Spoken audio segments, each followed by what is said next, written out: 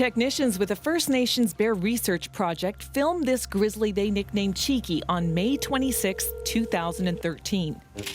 Then they watched in horror as hunters shot it 2 days later. They said, "Oh yeah, we've seen your sign."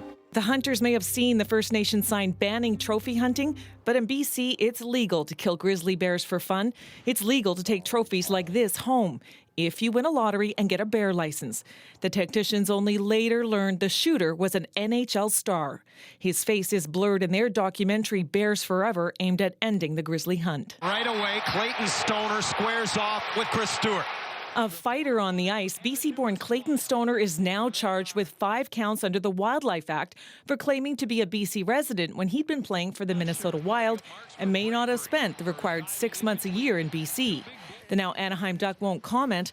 Conservation scientist says this case is rare because hunting laws are rarely enforced. Had not the First Nations people, in particular the Heiltsuk, been on scene and observed Mr. Stoner with the bear remains.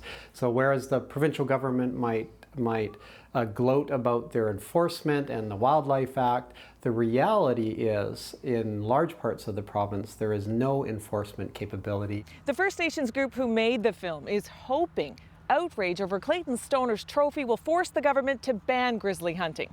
But conservationists fear the province doesn't want to lose votes in rural ridings where trophy hunting is big business. If you break the law, we expect you to be prosecuted to the fullest extent of the law. Scott Ellis represents 150 guides and outfitters in BC who make their living from mostly rich Americans chasing big game. Guides are allowed to kill about half of the 300 grizzlies shot every year. A hunt shows that there's a healthy population of bears. And what we see in the province of British Columbia is lots of bears. We're seeing more bears.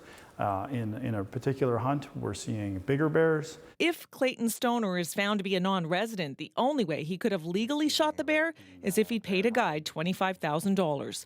The case goes to court next month.